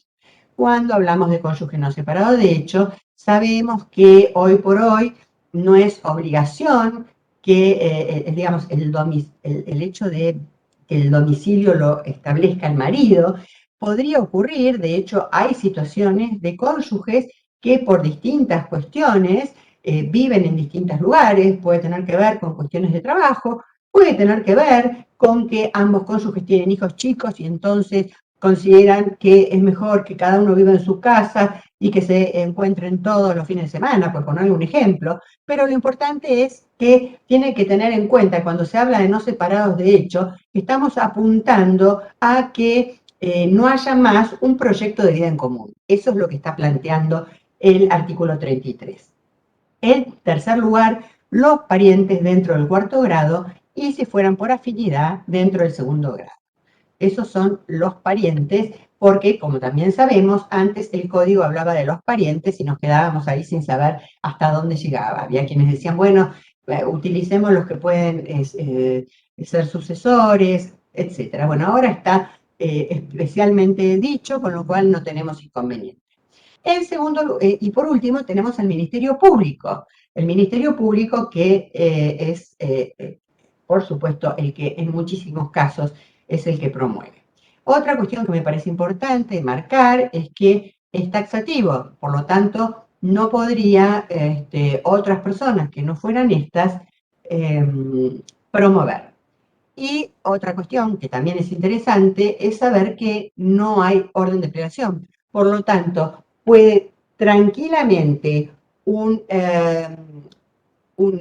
hijo afín promoverle el proceso de restricción a su padre afín, aunque no lo haga su cónyuge, por ponerles un ejemplo. Siguiente. ¿Quiénes están legitimados, excluidos de la legitimación? Bueno, el respectivo cónsul, porque esto ya no tiene ningún sentido hablar de que si el demente fuese extranjero, porque tienen los mismos derechos las personas extranjeras que las nacionales, tampoco las personas del pueblo, por supuesto que sí tiene que quedar claro que cualquier persona, y esto lo vemos mucho en las situaciones de los edificios de propiedad horizontal, cuando hay alguna persona que tiene alguna problemática de salud mental y por algún motivo ha dejado el tratamiento o la medicación y empieza a haber problemáticas de vecindad entre los vecinos, muchas veces el que va es el administrador del consorcio o dos vecinos al Ministerio Público que se encuentra de turno, le exponen la situación, porque ellos no están legitimados, y el Ministerio Público, si considera que corresponde, toma esa denuncia y va a ser quien promueva. Eso, como les digo, lo vemos que sucede mucho cuando hay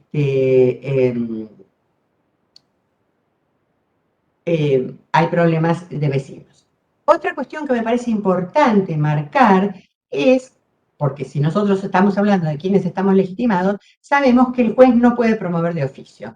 Entonces, este caso que les traigo mereció la objeción de la Procuración, porque ¿qué es lo que hizo el juez? El juez, frente a un pedido de inhabilitación, se había promovido una inhabilitación y el juez le declaró la incapacidad.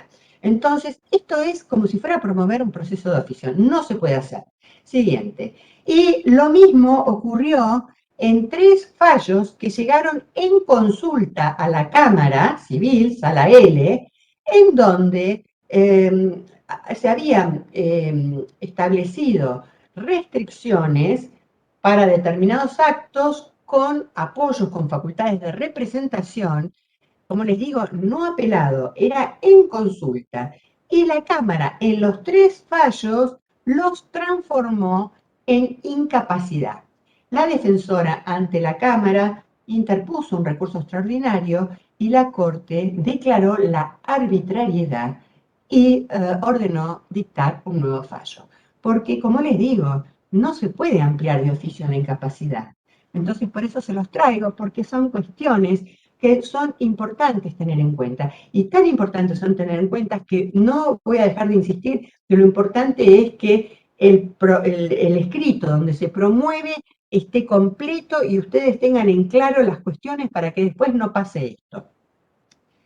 Bien, siguiente. Entonces, nada, esto es un escrito. Atento a lo expuesto por el artículo 33 y conforme documental, estoy legitimada porque soy la sobrina y único apoyo para que, sustituyéndolo a él, pueda ejercer las acciones que deban realizarse en ejercicio de sus derechos. Siguiente. Trámite. Bueno, acá, de nuevo, con el código de ustedes. Traslado por 5 días al presunto incapaz. No hablemos más de presunto incapaz, por favor. Nombramiento de un curador provisional, abogado de la matrícula. Remisión a un equipo interdisciplinario, eso está muy bien. Intervención del asesor de incapaces y representante del Ministerio Público Fiscal. Varias cuestiones acá. En primer lugar, curador provisional ya no debería haber más, porque el curador provisional que teníamos en el código era una especie de curador anómalo, porque en realidad él podía hacer lo que quería. Y además, esto se justificaba cuando hablábamos justamente del periodo de sospecha, del presunto incapaz, pero no cuando si estamos hablando de que hay una persona que se presume, y esa presunción tiene que estar bastante fuerte hasta el momento del dictado de la sentencia, lo que corresponde es un abogado de la matrícula, perdón, de la matrícula u oficial, pero digamos un abogado, defensa técnica que cumpla con las instrucciones. ¿Qué le va a dar tu cliente, su asistido, la persona en cuyo beneficio se promueve?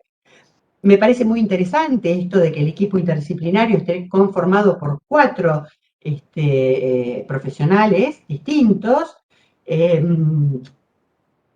Y también les cuento, porque en la Justicia Nacional no se le da intervención al Ministerio Público Fiscal. No interviene el Ministerio Público Fiscal, ¿no? Por eso se los cuento porque, bueno, de alguna manera me llamó la atención. Bueno, y ahí en el equipo interdisciplinario también el propio código dice qué es lo que tienen que hacer, ¿no? Socioambiental y psicológico para todo lo que tiene que ver con el gobierno de la persona y la administración de los bienes. Siguientes. Esto es lo que les decía del curador provisorio. Interpuesta la solicitud, el juez debe nombrar curador. Esto ya no está más, lo sacamos, no existe más, y esto de que podía tomar posición contrapuesta y aún adherir a las pretensiones del denunciante. Fíjense que es totalmente contrario a lo que tiene que hacer la defensa técnica. Siguiente. Ahora bien, ¿qué pasa cuando no hay familia ni allegados? ¿A quién se va a designar como apoyos o como curadores? ¿A la defensa pública o abogados de la matrícula? Siguiente. ¿Qué es lo que dice el Código Nacional? Cuando el presunto insano carece de bienes o solo le alcanza para la subsistencia, el nombramiento del curador provisional, que como les dije ya no existe más, porque en la Justicia Nacional se designa defensor o defensa técnica, recaerá en el defensor oficial de pobres y ausentes y el de psiquiatras o legistas en médicos forenses. Esta cuestión de la designación de la defensa pública también lo encontramos en los principios de Naciones Unidas y también lo encontramos en las 100 reglas de Brasil. Siguiente. Acá les traigo 3 fallos que llegaron a la Corte porque se habían designado abogados de la matrícula y la defensora ante la Cámara interpuso recurso extraordinario. Lo cierto es que la Corte partió del principio de vulnerabilidad en que se encontraban estas personas. Los 3 fallos también son del mismo día, pero la realidad es que, más allá de la vulnerabilidad, la Corte no le quedó más remedio que meterse a evaluar cuestiones de hecho y ver cuál era el patrimonio que tenían cada una de estas personas para determinar si era correcto o no que un abogado en la matrícula fuera quien interviniera por la persona o si correspondía a la defensa pública. Siguiente. ¿Cuáles son las pautas que dio la Corte en estos 3 fallos? Que se debe acreditar sumariamente la titularidad a nombre del defendido, es decir, tiene que acreditar que existe la titularidad. No puede simplemente denunciar y decir, no, porque fulanito es dueño de un departamento. No, tiene que acreditar que existe la titularidad. Y no me parece que tiene o creo que tiene un derecho, no, tiene que acreditar la existencia. Segundo, tienen esos bienes que ostentar la envergadura suficiente para que, primero, la persona pueda tener un nivel de vida digno y luego pagar los honorarios. Si es una persona que lo único que tiene es un departamentito, no lo va a vender para pagar los honorarios, ¿no? Entonces, es muy importante esto, ¿no? Tiene que poder sufragar todos sus gastos y luego ver si además puede afrontar los honorarios de un abogado. Y además también tener en cuenta, porque esto les digo por experiencia propia, muchas veces las personas, cuando en muchos casos eh, terminan siendo internadas, que en muchísimos casos tiene que ver por justamente falta de red, falta de apoyo, y entonces requieren de una red institucional. Cuando se llega a esas situaciones, que generalmente son situaciones límites, extremas, los inmuebles donde estaban viviendo quedan en muy, muy mal estado. Entonces, también hay que tener en cuenta que no se trata de bienes improductivos o en mal estado de conservación, porque si están hechos pomada, ¿quién lo va a querer alquilar? Entonces tienen que estar en condiciones razonables de habitabilidad. Así que estos son algunas de las pautas que la Corte dio en esos 3 fallos que les comenté. Siguiente. Otras variables a considerar, estas ya no son de la Corte, son mías, es que la actuación de la defensa pública es de excepción. Solamente hay que recurrir cuando realmente no pueda ser afrontado sin merma de su calidad de vida. Y además que la vulnerabilidad debe verse desde una situación contextual que se la vea a la persona en su integralidad y a la luz del principio de realidad. La otra cuestión es que la insuficiencia de bienes tampoco puede estar subordinada a un escenario hipotético. Es decir, no podemos pensar que le vamos a designar a alguien cuando puede ser que en el futuro a lo mejor se quede sin bienes. No, ¿los tiene hoy o no los tiene? ¿No? Es decir, los escenarios hipotéticos tampoco van más. Bueno, siguiente. Entonces, acá les traigo, son 2 fallos de la Justicia Nacional en el cual la, el juzgado designó a la defensa pública a pesar de que la persona se había presentado con un abogado propio. ¿Qué es lo que ocurrió? Frente a esta situación, la defensa pública cuestiona, interpone revocatoria con apelación en subsidio, va a la Cámara y la alzada, en un caso, le da la razón. Además, la defensa particular había incluso observado parte de la pericia, digamos, había tenido una intervención muy activa y entonces se consideró que realmente no tenía sentido que hubiera una defensa pública subsidiaria si la propia persona tenía su propio defensor. Y eso también es importante. La defensa pública aparece en forma subsidiaria. Siempre. Fíjense que cuando hablamos del Código Civil, dice, si esta no la tuviera, si no la tuviera, es decir, es subsidiaria. Y en el otro caso, en cambio, la Cámara consideró que cumplían 2 funciones distintas, todavía con la vieja mirada al curador público, y entonces, al curador provisorio, y entonces confirmó y mantuvo las 2 defensas. Siguiente. Acá simplemente para que vean una apertura a prueba. Agréguese, téngase presente y en atención a lo solicitado por el defensor público de menores incapaces, se abre la causa a prueba, se fija el plazo de 30 días, donde deberán producirse las que se ofrezcan. Careciendo el usuario, esa es una palabra que se utiliza bastante en muchos juzgados nacionales, de bienes suficientes y de conformidad con lo previsto por el 628, desígnase a la defensora pública curadora a fin de que lo represente en este proceso. Siguiente. En atención a lo dictaminado, por la defensora de menores, se abre la causa prueba por 30 días, a efectos de que ejerza la defensa técnica de la señora fulanita, se designa a la defensora pública, quien previa aceptación del cargo procederá a desempeñarlo fielmente. Como ven, son distintas formas, pero queda claro que desaparece de la mirada esta cuestión del jurador provisorio. Siguiente.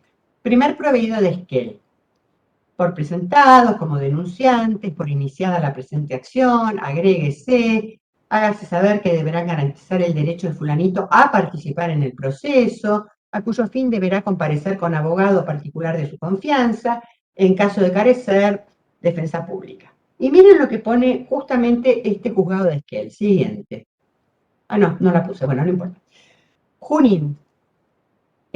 Por presentada parte, encontrándose la parte patrocinada por la defensora oficial, exímese de cumplir con tales leyes, en atención a haber llegado el certificado firmado por 3 médicos, vista al asesor. Este no tiene mayor cuestión. Siguiente. Se deja constancia que con fecha tal se ha iniciado beneficio litigar sin gastos. Desconozco cuál fue el motivo por el que se inicia un beneficio litigar sin gastos, porque los procesos de restricción a la capacidad no son procesos onerosos.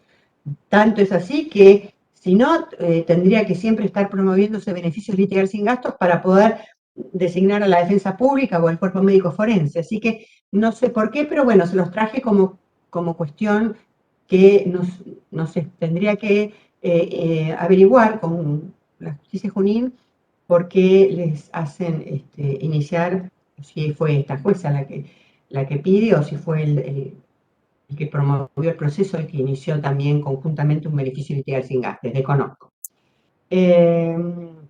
Siguiente. Acá está lo que les decía del curador provisorio. ¿Qué es lo que pone el juzgado de familia General Roca cuando piden curador provisorio? Se hace saber a los designados que no se designa curador provisorio por cuanto en el régimen actual en materia de capacidad la figura del representante de la persona con padecimientos mentales ocurre únicamente en casos excepcionales en los que se les decrete su incapacidad absoluta de ejercicio.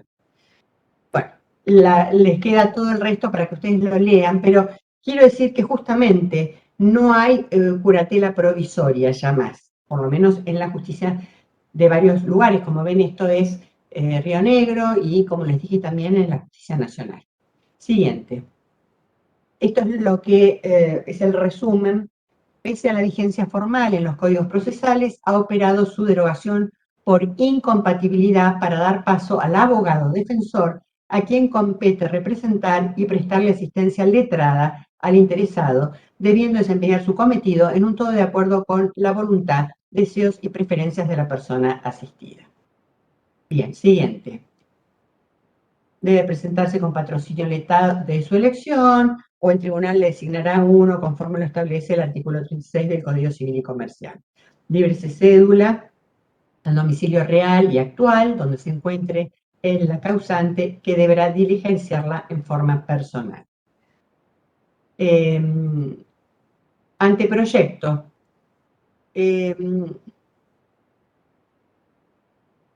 Hace una cuestión distinta, esto es en la justicia nacional, que básicamente hay un paso que ahora no existe en la justicia nacional, y es que primero fijan una audiencia y después declara admisible, pero esto es un anteproyecto, y recién, una vez fijada la audiencia y visto cómo es la historia, o declara admisible la petición, y ahí la sustancia, o si no, la desestima sin más trámite. Siguiente. Ya vamos terminando, la intervención del interesado es parte, con lo cual obviamente va a aportar todas las pruebas que hagan a defender su capacidad, tiene obligación de proveer un abogado, ya lo dijimos, y por su parte el que solicita la declaración va a tener que ofrecer pruebas para invocar por qué pide la restricción y para qué actos. Siguiente.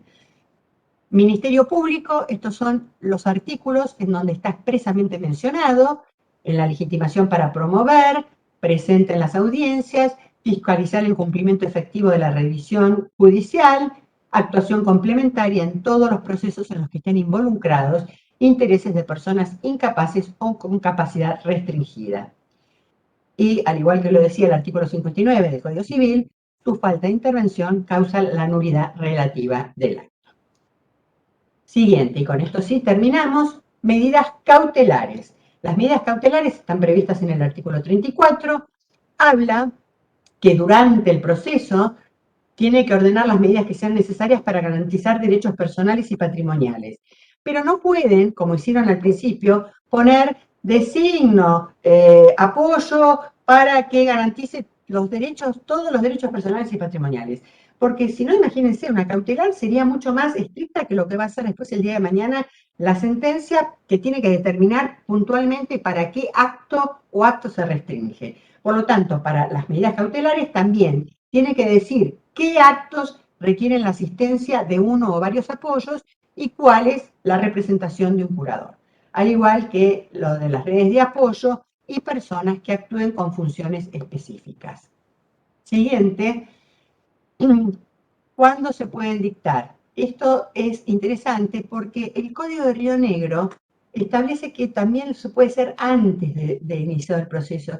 A mí no me gusta nada eso, porque ¿cómo va a ser antes si estamos que la persona, antes de iniciar el proceso, persona es capaz? O sea, si cuando se inicia se presume la capacidad, cuando todavía no se inició es capaz 100%. Así que por eso yo les marco acá esto de que tiene que ser durante el proceso, como lo dice el Código Civil y Comercial. Siguiente, artículo 663, el de la prueba presentado de la preliminar, cuando resulte notorio la falta de habilidad para administrar bienes o para conservar los mismos, o se requieran medios económicos para el tratamiento médico o psiquiátrico, entonces el juez va a dictar las medidas precautorias que correspondan. Y con esto, la siguiente, me despido. Muchas gracias y los escucho. Tenemos de Pablo Rodrigo Melgarejo. ¿Cuál cree que es la vía idónea para la designación de apoyo sin restricción a la capacidad?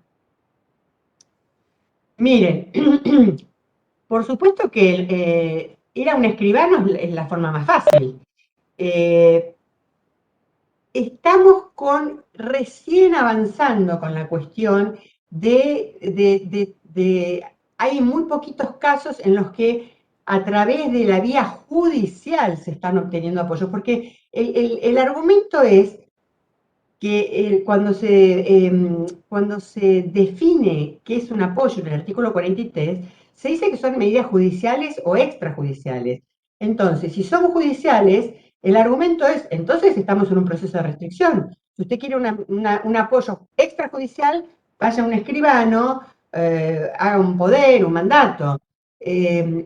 Para lograr que sea a través de una medida autosatisfactiva, como se hizo en Paraná, me parece que todavía me dijeron que justamente en el sur están haciendo acuerdos de homologación, en donde los presentan al tribunal para de alguna manera darle fuerza legal. Así que, bueno, esa sería la otra manera, ¿no? Acuerdos privados que después solicitan la homologación judicial. Esto todavía está muy, muy en pañales.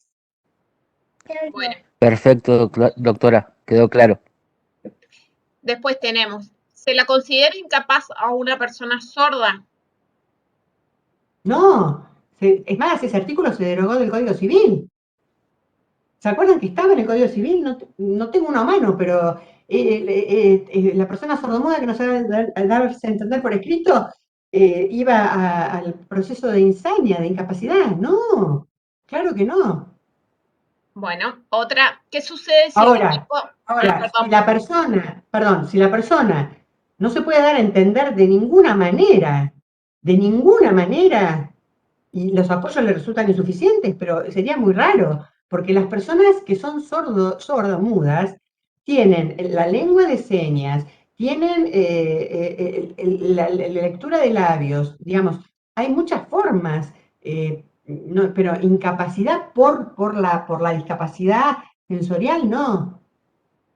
Ok, Pero este bueno, caso que les cuento, justamente era una persona sorda que tenía una sentencia de incapacidad con el código viejo.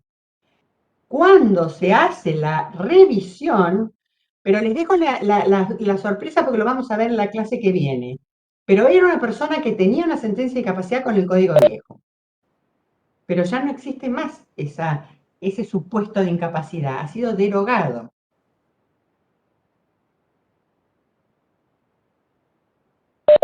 Bueno, vamos a otra. ¿Qué sucede si el equipo interdisciplinario se expide a favor de la internación y el nosocomio en donde se lleva a la internación, su equipo interdisciplinario manifiesta lo contrario? Ejemplo, tratamiento ambulatorio.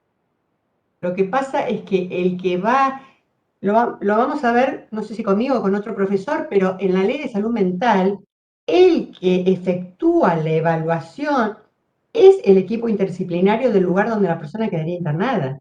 Entonces no es que hay otro equipo. Ahora, la pregunta podría acontecer si cuando transcurren determinados plazos tenemos que hay un equipo, que es el equipo de la institución, que dice una cosa, y el equipo que transcurrido en 90 días, que se trata de que sea otro externo, dice otra cosa.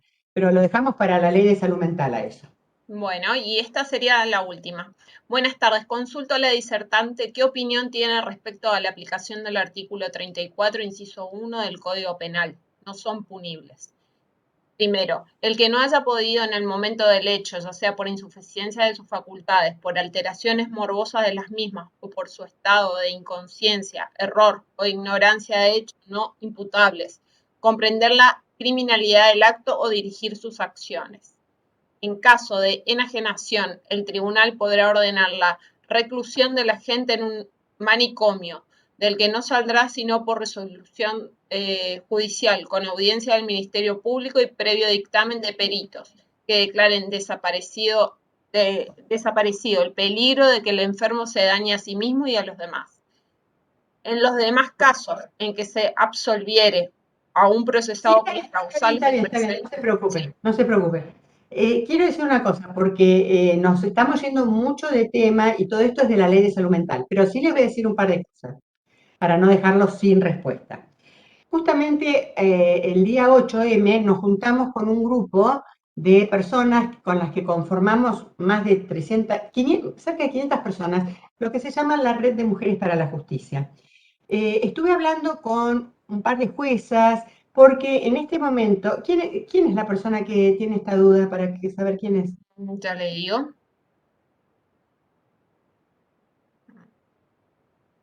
Miguel Ángel Varela.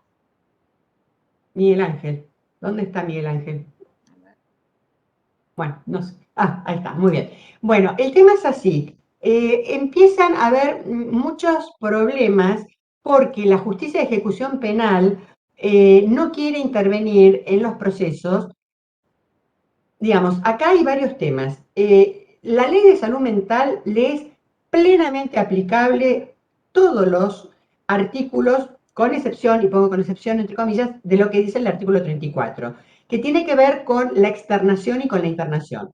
¿Por qué? Porque a diferencia de la justicia civil, en la cual es el equipo interdisciplinario el que da el alta, el que dice esta persona está en condiciones de alta, ya no hay una situación de riesgo cierto inminente, en los casos de medidas de seguridad es el juez de ejecución penal el que da el alta, la externación. ¿Qué es lo que está pasando? Hay muchos jueces de ejecución penal que están mandándole a la justicia civil. Dentro de la justicia civil hay quienes la aceptan y quienes no la aceptan. Lo mismo ocurre en la Cámara de Casación Penal. Ahora, ¿cuál es el tema? Yo, justamente hablando con estos, dije que íbamos a armar un grupo para poder ver si llegábamos a encontrar cómo podíamos hacer para dar algunas pautas o reglas que fueran útiles tanto para la justicia penal como civil. ¿Por qué? Porque lo que seguro que no puede hacer la justicia penal es mandarle la medida de seguridad a un juez civil.